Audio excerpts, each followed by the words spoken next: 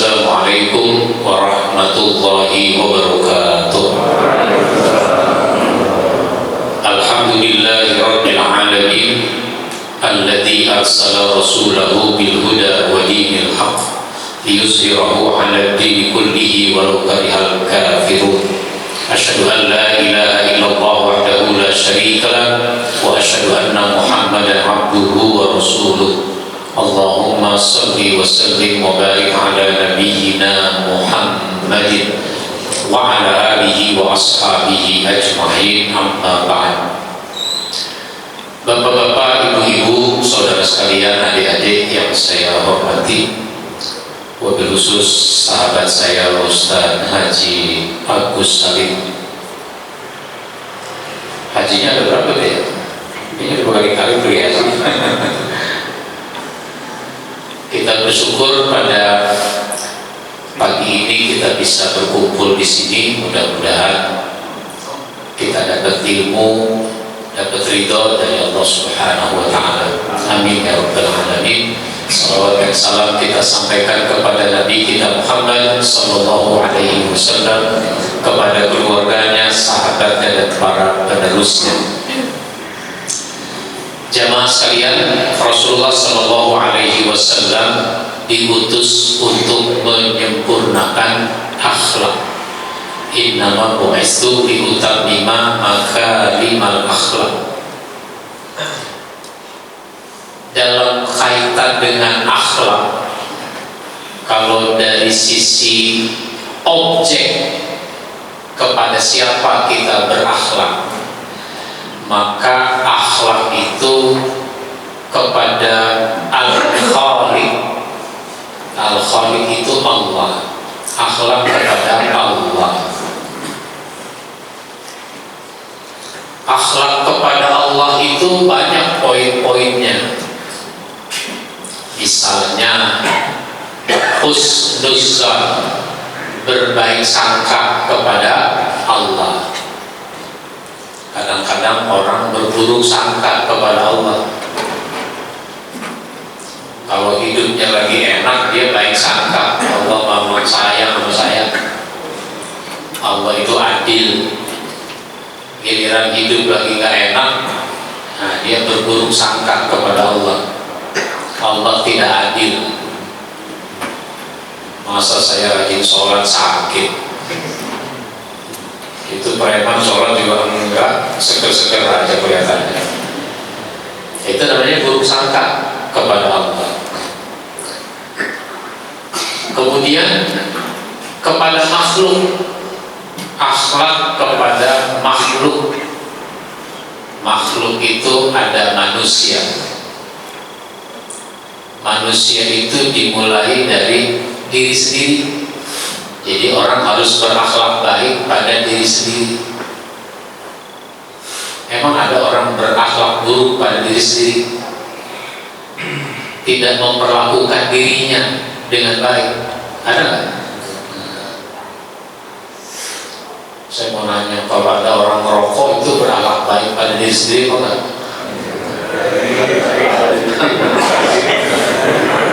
Menyenangkan diri. Ya, menyenangkan diri. Apakah setiap yang menyenangkan diri itu berlaku baik pada dirinya? Kan belum tentu.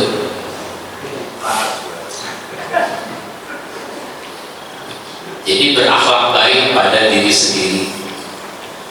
Misalnya memenuhi kebutuhan dirinya, makan, minum, itu kebutuhan dirinya. Orang kerja kadang-kadang dapat uang makan, tapi kenapa nggak dapat uang minum ya? Kan makan atau minum, cuma dapat uang makan, nggak dapat uang minum. Maka orang tidak boleh tidak mau makan, tidak mau minum. Protes boleh, protes boleh, tapi caranya mogok makan nggak boleh. Begitu. Karena makan itu, minum itu memenuhi kebutuhan diri sendiri.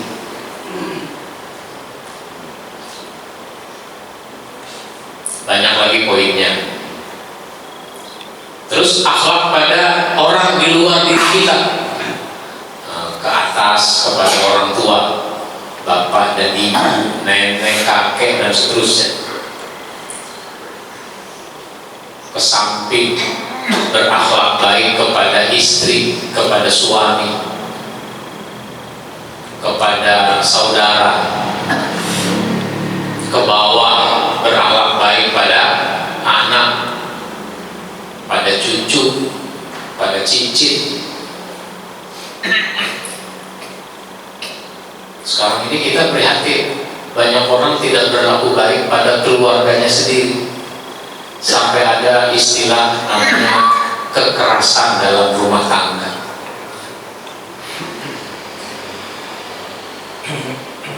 Biasanya kalau orang misalnya jahat, membunuh, yang dibunuh itu orang lain. Sekarang yang dibunuh siapa? Ada istri dibunuh oleh suami, suami dibunuh oleh istri, dan seterusnya. Akhlak pada tamu, kalau kita kedatangan tamu, akhlak pada tetangga, itu namanya akhlak pada manusia. Seterusnya begitu.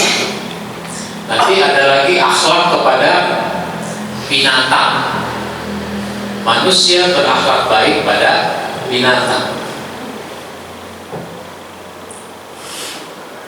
Itu sebabnya Islam tidak membolehkan orang makan daging dari binatang yang hidup.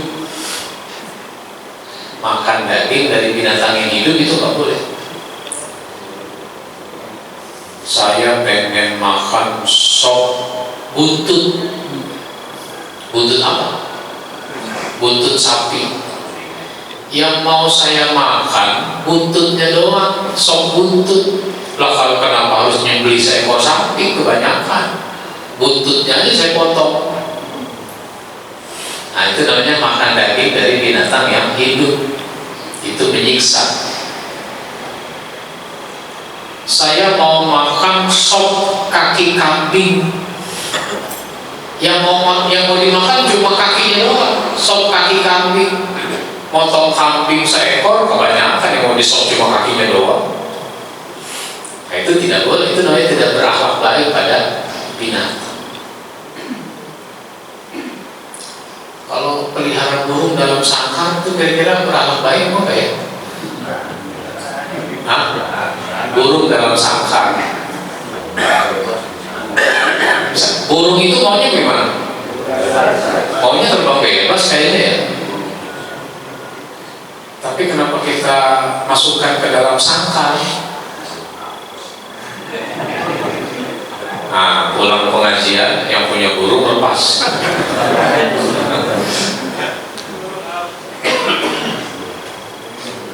Tapi kan pengen menikmati suaranya Pak Ustaz. Ya kalau pengen menikmati suaranya, nikmati sama-sama. Lepaskan itu burung. Ada pohon yang tinggi, pohon yang besar, apalagi ada buahnya. Kalau Bapak nanam pohon jambu biji, udah matang tuh pohonnya, jambu bijinya, datang burung dimakan. Nah, itu sedekah sama burung. Diikhlaskan aja. Yang bilang kurang aja itu burung, gua aja belum nyobain. Sedekah sama burung. Ada bajing, sedekah sama bajing. Ada bajingan, sedekah juga sama bajingan. Itu pada binatang. Ada lingkungan hidup, akhlak baik pada lingkungan hidup. Pada pohon, pada air, pada lingkungan itu. Tapi sayang, perhatian kita kepada lingkungan itu semakin kurang, sehingga lingkungan kita menjadi tidak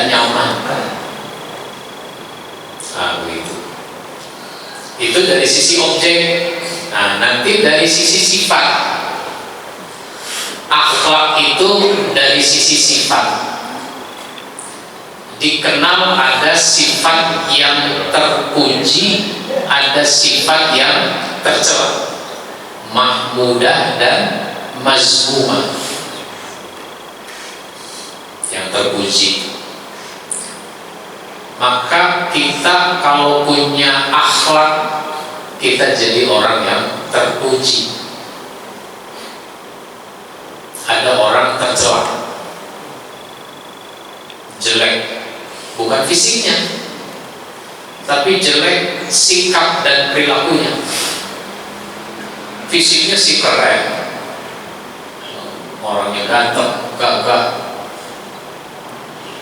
punya harta banyak misalnya, tapi orang banyak yang jadi tercela karena dia tidak punya sifat-sifat yang terpuji. Nah, saya menulis buku, alhamdulillah sekarang ini saya mau terbitkan buku yang ke-65. Nah, di antara buku yang saya tulis itu berkaitan dengan akhlak. Ada akhlak pribadi muslim. Saya beri judul akhlak pribadi muslim. Itu yang tadi saya sebutkan. Akhlak kepada Allah, akhlak kepada Rasul, akhlak pada diri sendiri, akhlak pada istri, akhlak pada suami, akhlak pada orang tua, pada anak, pada tetangga, pada tamu, pada binatang, pada lingkungan hidup, bahkan akhlak kepada orang kafir sekalipun. Kepada orang kafir kita juga harus berakhlak baik. Di situ semua ada 16 topik. 16 topik kajian tentang akhlak. Akhlak pribadi muslim. Nah, ini yang saya pegang, ada buku Be Excellent. Be Excellent, menjadi pribadi terpuji. Menjadi pribadi terpuji ini membahas sifat-sifat yang terpuji. Ini ada 33 sifat. 33 sifat akhlak pribadi terpuji, menjadi pribadi terpuji. Misalnya menjadi pribadi yang benar atau jujur, terus adil, soleh, istiqomah, tawakal, ikhlas, amanah, bajik, kebajikan, malu, berbaik sangka, pemurah, tawadu, takut kepada Allah, tolong menolong, pemaaf, sabar, takwa, dicintai Allah, pribadi yang dicintai Allah, berhati sehat, ingat mati, zuhud, taubat, zikir, bersaudara, menjadi pribadi yang bersaudara, bermuhasabah, syukur, memenuhi janji, bermusyawarah, beruntung, terbaik, seimbang, berani, asyaja'ah itu berani, terus berbicara yang baik. Itu poin-poin yang dibahas agar kita punya sifat-sifat terpuji di dalam kehidupan ini. Itu ada 33. Yang mana yang mau dibahas?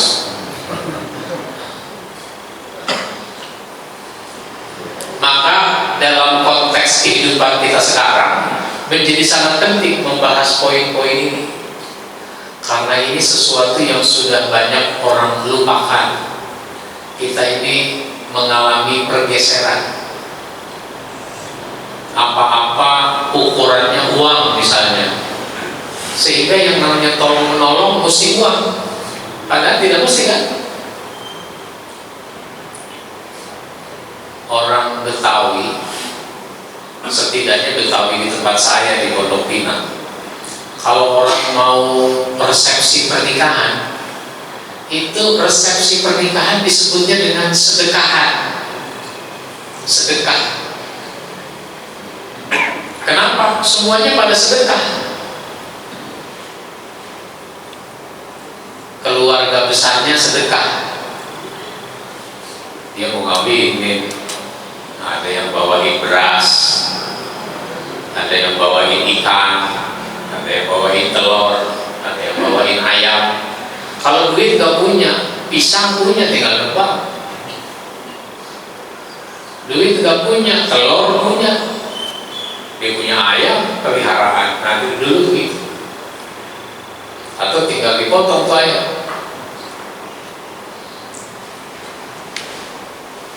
Apalagi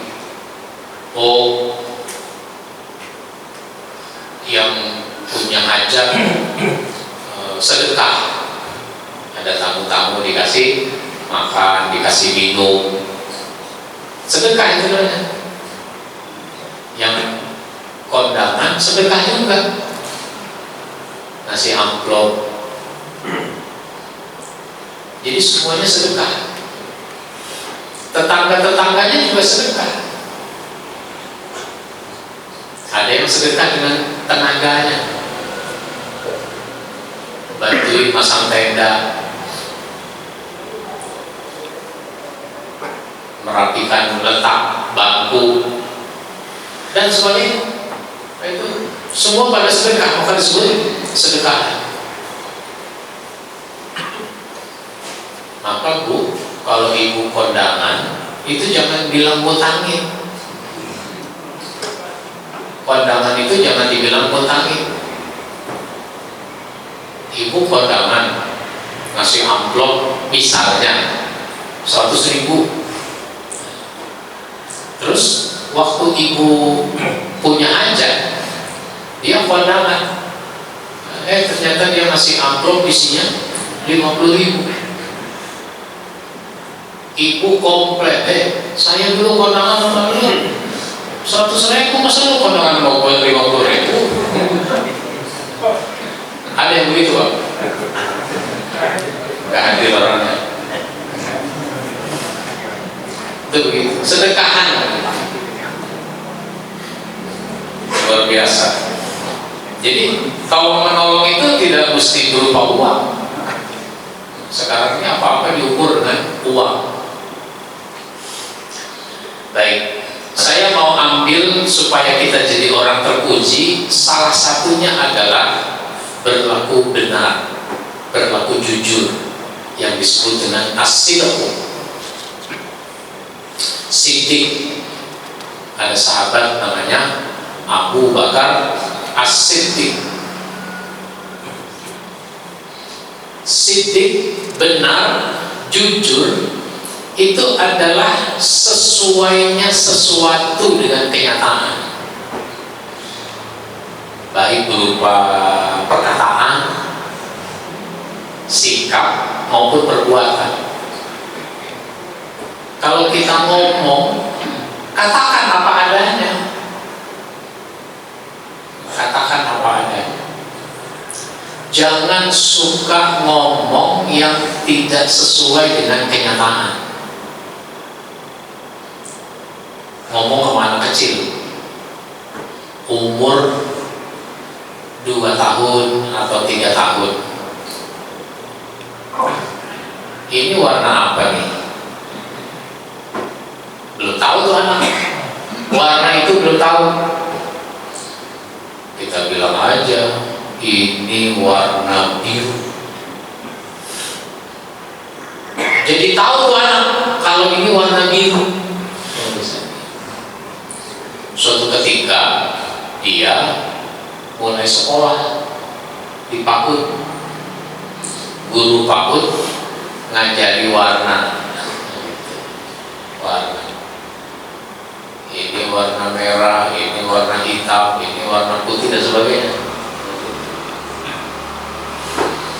Ketika ibu gurunya bilang ini warna biru,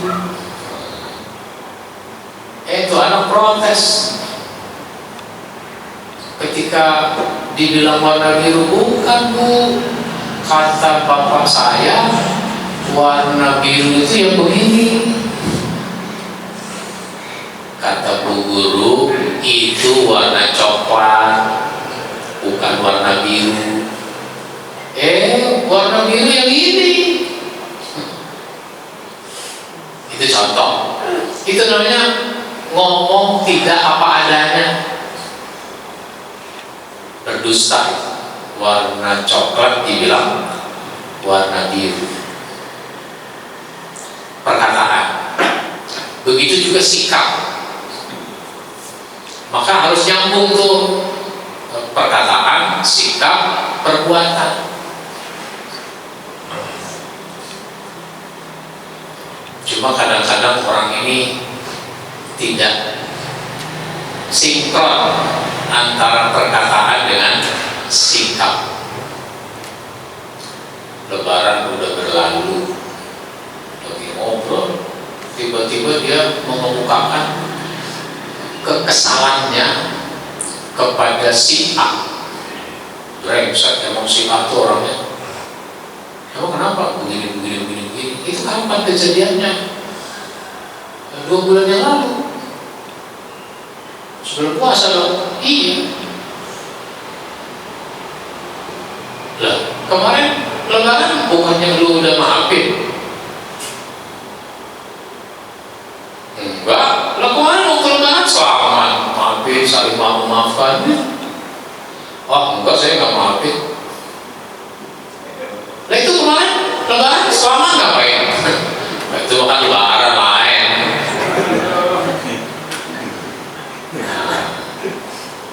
Itu namanya tidak berkata apa adanya, nggak sinkron antara ucapan dengan kenyataan. Maka di dalam buku ini saya sebutkan benar itu pertama adalah sidqul hadis, benar dalam perkataan. Kalau ngomong yang benar sesuai dengan kenyataan. Dan ini ukuran keimanan. Man kana yu'minu billahi wal yawmil akhir falyaqul khairan aw liyasmut. Siapa beriman pada Allah pada hari akhir, hendaklah dia ngomong yang baik. Kalau enggak, diam aja.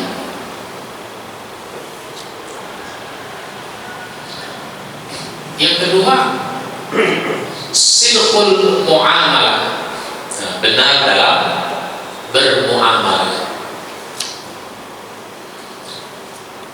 Jangan suka bohong-membohongi, jangan suka tipu menipu, jangan suka berkhianat. Nah, itu namanya bermuamalah. Hubungan antara satu orang dengan orang lain.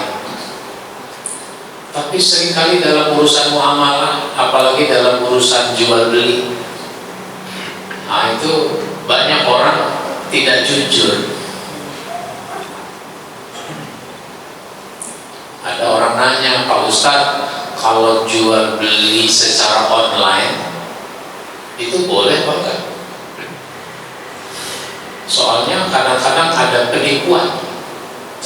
Ya soal penipuan mah tatap muka juga ada penipuan. Meskipun bukan online, ini pedagang, saya pembeli. Ada nggak saya pernah ditipu oleh si pedagang? Sebagaimana bisa jadi kita pernah menipu si pedagang.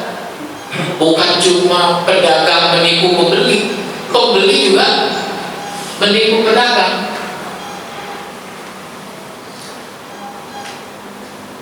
Berapa ini Pak pepaya? 20.000. Mahal amat.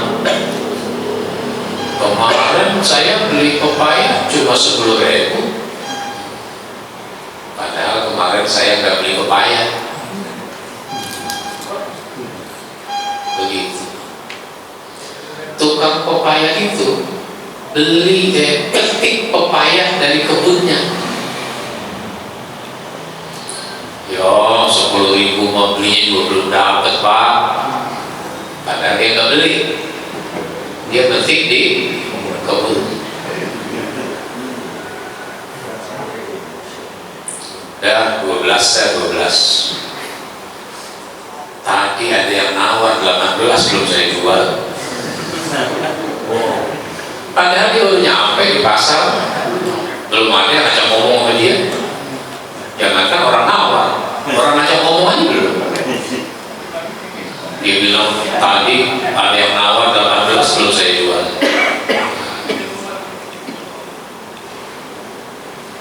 Untung belum, dosa udah.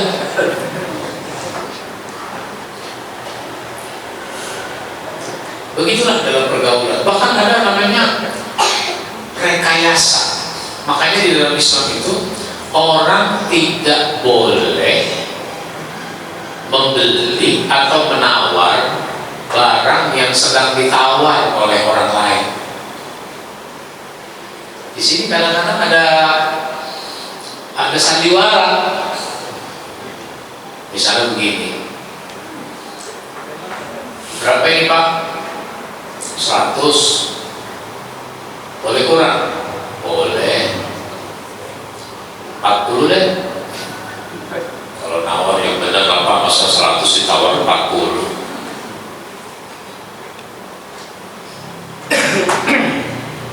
90 deh. Wah, kemahalan. 45 belum bisa. Kalau 85 boleh. Wah, masih mahal. Dari 50. Lagi tawar-menawar seperti itu datang orang lain. Sebenarnya ini temannya juga. Dia datang. Pak, saya mau beli barang ini nih, berapa ini?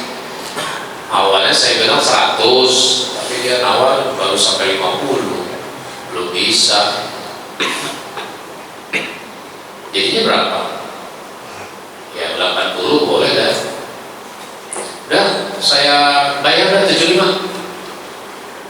75 ya boleh dah.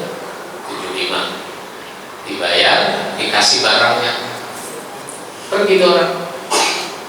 Tuh Pak, ya itu 75 tuh Pak, masa Bapak harus 50 aja. Nah.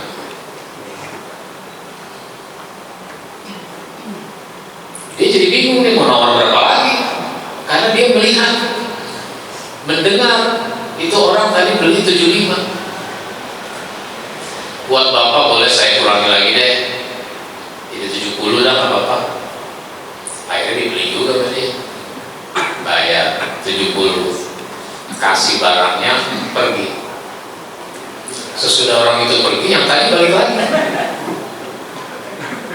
Nih barang lo, sini, duit gue tadi yang 75.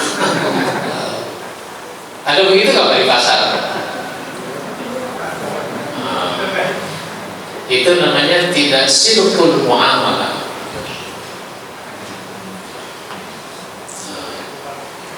Lebih parah lagi, orang itu tidak jadi beli,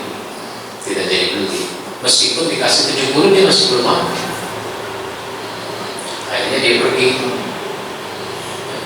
kira-kira 10 meter dipanggil lagi, udah jalan 10 meter dipanggil lagi yang jual. Pak, saya Pak, dikira apa tuh? Dikira dikasih yang dia tawar itu misalnya 70 atau 65 gitu. Misalnya dia tadi tawarkan 50, udah ditambahkan 60, masih belum bisa juga, dia pergi, dipanggil lagi. Dikira apa? Dapat 50, dipanggil lagi sih gitu. Udah tambahin Pak, jadi 65. Ini namanya tidak sidqul muamalah. Apalagi sidqul azm, benar dalam keinginan. Orang kalau punya keinginan itu keinginan yang benar. keinginan yang memang dibolehkan. Jangan punya hasrat, jangan punya keinginan yang tidak benar. Siapa lagi nih yang bisa saya tipu? Siapa lagi yang bisa saya bohongi? Kita punya keinginan yang tidak benar. Ada lagi sidqul wa'd, benar dalam janji. Ini banyak orang suka berjanji untuk dapat simpati, untuk memotivasi orang.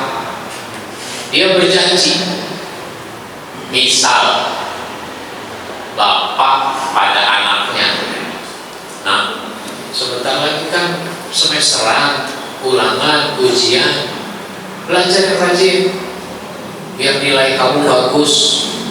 Nanti kalau kamu terima rapot nilai bagus, kan libur, habis itu kita jalan-jalan. Jalan-jalan kemana Pak? Kamu maunya kemana? Saya maunya ke puncak Pak. Ya nanti kita ke puncak. Anak satu lagi jalan tuh, kalau saya maunya ke pantai Pak. Iya nanti kita ke pantai.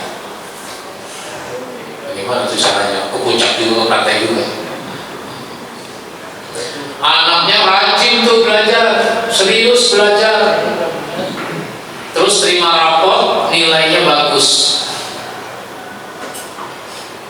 Nilainya bagus.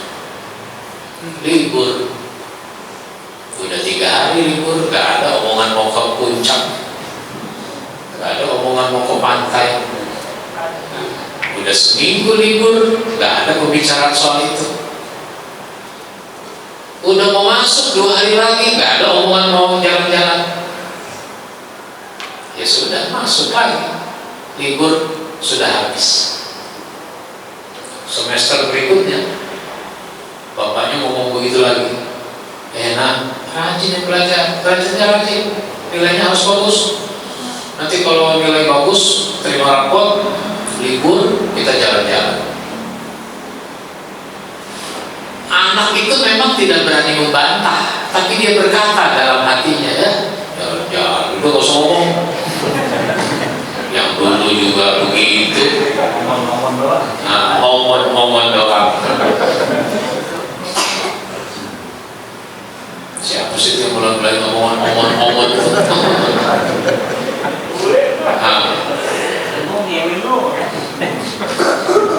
Begitu. Itu namanya tidak benar dalam janji. Ibu punya anak masih kecil atau punya cucu, nangis sudah nangis. Kan ibu pengennya diem kan tuh anak, jangan nangis. Terus dijanjikan, diem. Nanti kalau diem, ibu kasih permen. Diem tuh anak, permen dikasih nggak? Itu namanya tidak benar dalam janji. Maka kita ini kalau berjanji jangan bilang pasti, tapi bilangnya insya Allah.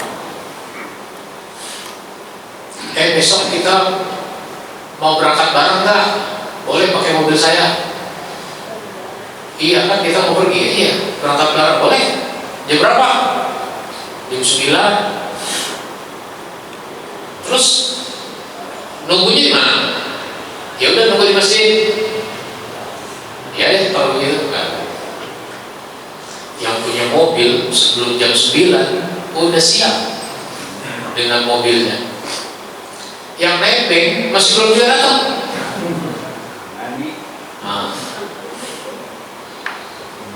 Kemana nih orang? Ditelepon gak diangkat, WA gak dibalas.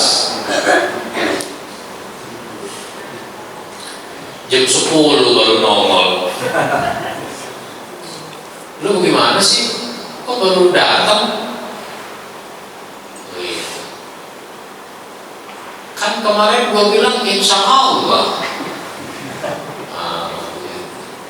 Gua gak bilang pasti. Insya Allah jam 9. Ada yang begitu Pak? Suatu suatu ketika janji lagi, besok mau berangkat bareng nggak? Oh boleh. Jam berapa? Jam 8. Ya insya Allah. Udah lu bisa bilang enggak, jangan pakai insya Allah. Yang lalu lu pakai insya Allah jam 9, jam 10 bernomor. Akhirnya jelek itu kata insya Allah itu. Nah itu namanya tidak benar dalam janji. Nah, ada lagi sidqul hal, benar dalam kenyataan. Kalau begitu begitulah, jangan begitu tapi ngomongnya begini. Cuma kita ini kan suka basa-basi. Karena basa-basi kita sering tidak ngomong apa adanya. Misal mau pergi berangkat bareng, naik mobil dia, nebeng, sehingga kita datang ke rumah dia karena janji jam 8, maka 7:30 udah datang ke rumah dia. 7:30 dia baru mau makan, misalnya mau nyarap. Assalamualaikum. Waalaikumsalam. Masuk Pak. Masuk. Makan dulu yuk. Betulan, makan dulu. Saya lagi baru mau makan. Gak usah. Masih kenyang, baru bisa makan. Padahal belum makan. Tapi bilang aja masih kenyang, baru bisa makan. Lah tuan rumah itu gak basa-basi orangnya. Ya udah kalau gitu tunggu dulu Pak. Saya mau makan dulu deh. Makan dia. Lagi makan, tiba-tiba anaknya nyentuh. Pak, sop buntutnya enak ya Pak? Oh iya, kalau masakan mama memang enak. Mama tuh kalau masak gak pernah gak enak. Dengar dia dari ruang tamu gua, sop buntut kesukaan gua itu. Coba tadi gua mau. Cuma kalau sekarang bilang mau kan gak enak juga jadi. Ya udahlah, bukan rezeki saya kali.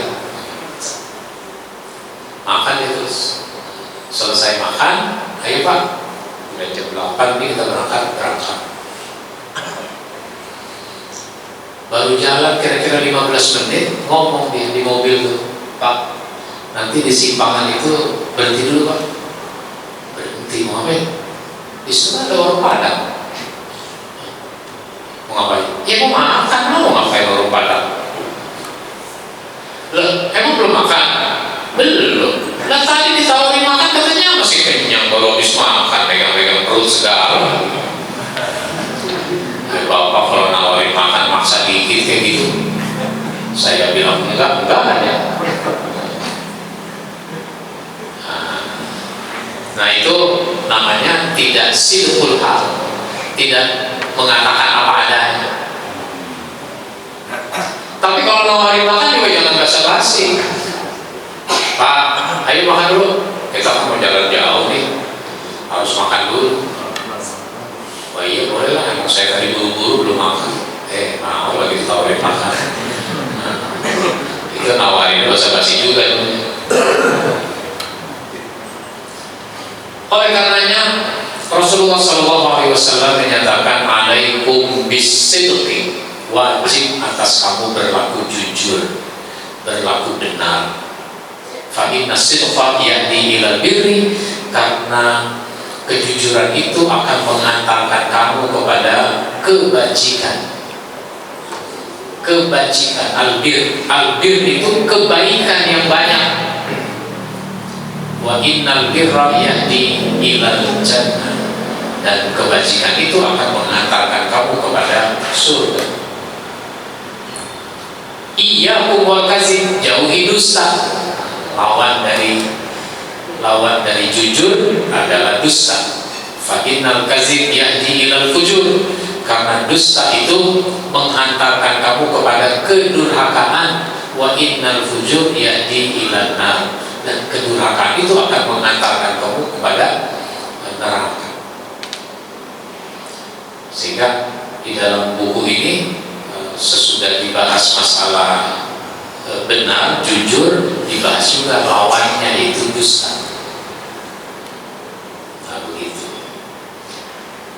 Ini salah satu bagian dari buku ini, sehingga kunci kemuliaan orang,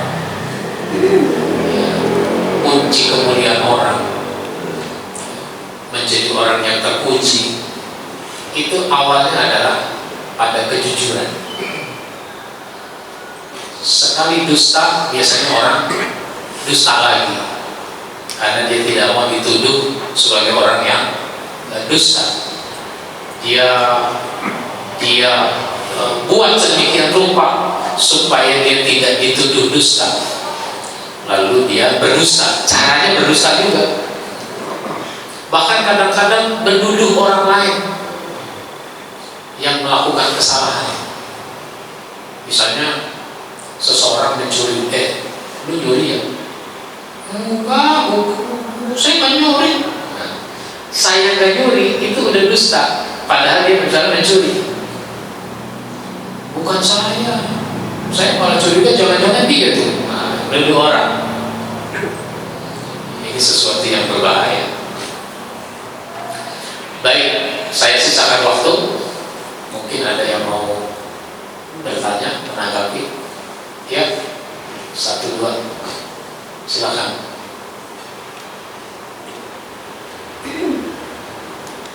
Dua-duanya? Iya. Ya, Assalamualaikum warahmatullahi wabarakatuh. Nama Zaidul Nasution. Pertanyaannya mungkin adalah berkenaan dengan antara kejujuran pada profesi, gitu kan?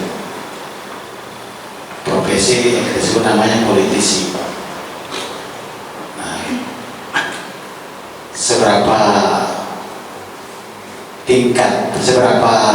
tinggi tingkat kejujuran para politisi dalam perspektif akhlak terpuji tadi. Begitu juga mungkin pada profesi penegak hukum. Nah, bagaimana melihat tingkat kejujuran dari para penegak hukum? Nah, ini kita melihat dampak dari sifat yang dimiliki oleh aparat politisi dan penegak hukum kita dengan belum terciptanya keadilan kesejahteraan sosial atau masyarakat. Nah, mungkin seperti itu. Bagaimana tanggapannya? Terima kasih. Assalamualaikum warahmatullahi wabarakatuh.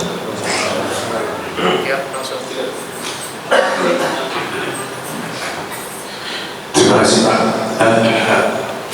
Mau nanya, itu bukunya judulnya apa Pak? Itu pertama yang Bapak tulis. Kemudian kalau saya melihat di Mbak Google itu kan ada tuh 33 yang Bapak sebutkan, dikelompokkan akhlak kepada Allah, akhlak kepada pribadi, akhlak kepada manusia. 11, 3, 19.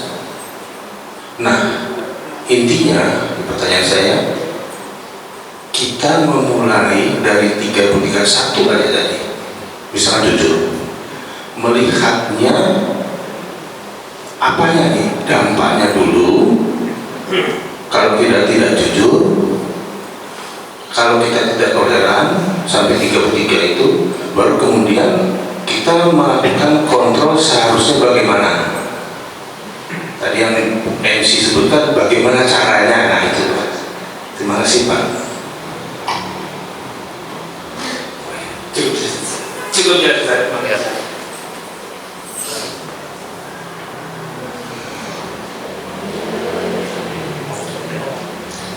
Baik, terima kasih. Pertama, kejujuran merupakan sesuatu yang mahal, sehingga dia tidak banyak. Kalau mahal itu kan jarang orang beli, kira-kira begitu. Jarang orang punya kejujuran itu. Di pasar banyak orang tadi tidak jujur. Meskipun kita membeli sesuatu itu sudah dibanderol harganya, tapi kadang orang tidak jujur juga. Makanan itu ada masa kadaluarsa, kita jarang ngecek. Apalagi misalnya biskuit dikasih kepada kita parcel lebaran, yang beli parcel itu juga dia sudah beli dalam kemasan parcel. Dia nggak ngecek lagi. Parcel itu bukan bikinan dia, maksudnya bukan mengemas. Dia udah beli jadi. Yang nerima udah senang. Pas dilihat, wah, pada luarsanya tahun 2010, 2011. Itu contoh. Itu tidak jujur. Di pemerintahan begitu juga.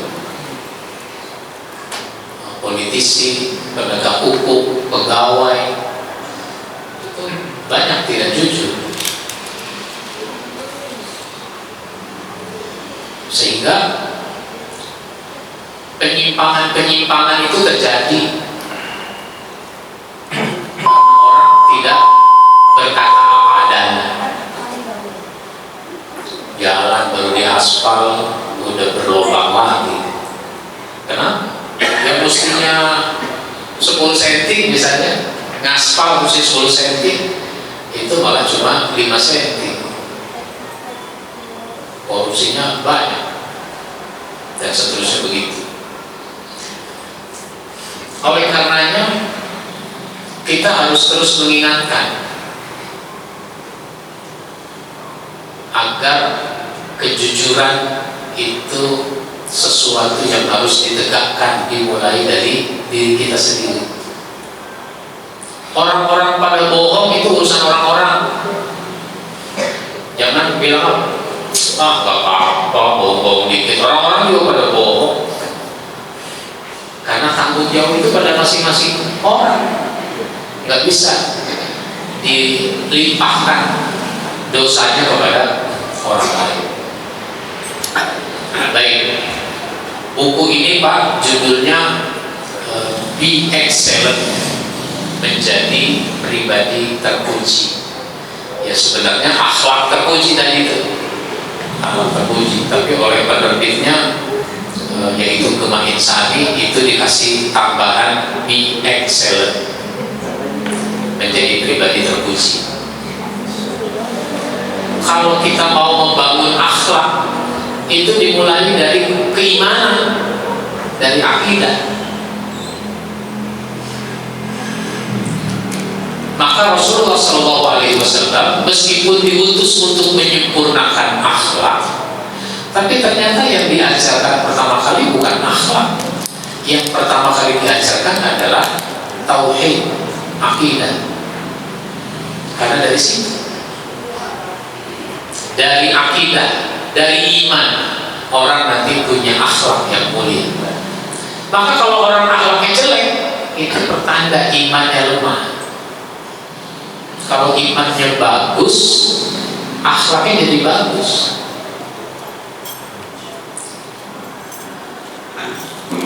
Misalnya Nabi Yusuf tidak mau diajak berzina, nggak mau diajak berzina, padahal wanitanya cantik. Sebagai laki-laki dia ada rasa tertariknya. Udah itu wanita itu yang mengajaknya. Udah itu semua pintu jendela udah dikunci dari dalam. Kalau mau dia bisa menikmatinya. Tapi apa? Inni akhafullah, sesungguhnya saya takut kepada Allah. Bukan takut kepada orang, karena orang itu bisa dibohongi. Dia takut kepada Allah. rasa takut pada Allah, maka dia tidak mau memenuhi ajakan itu. Ada peluang begitu besar, nggak mau. Tapi kalau orang tidak punya iman, nggak ada peluang, dia cari-cari.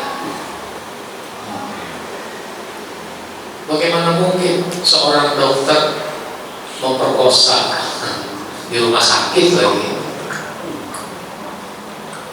Nah itu begitu. Biasanya kalau sudah satu terbongkar, ternyata ada lagi di tempat lain. Ada lagi di tempat lain. Ibu-ibu yang ada kasus begitu, akhirnya baru menyadari, jangan-jangan gue dulu dilecehkan juga itu, pelecehan seksual. Mereksanya lama-lama. Padahal sekarang kan untuk periksa udah pakai alat. Dokter kandungan misalnya, udah nggak mesti melihat-lihat lagi. Tinggal dia tempelkan alat itu di perut si ibu itu, kelihatan monitornya. Dan seterusnya. Baik, bukunya ada di luar di mobil. Demikian, masih ada, cukup. Ya, mudah-mudahan bermanfaat buat kita semua. Insya Allah kita sambung pada kesempatan lain. Saya kembalikan ke pemandu acara. Wassalamualaikum warahmatullahi wabarakatuh.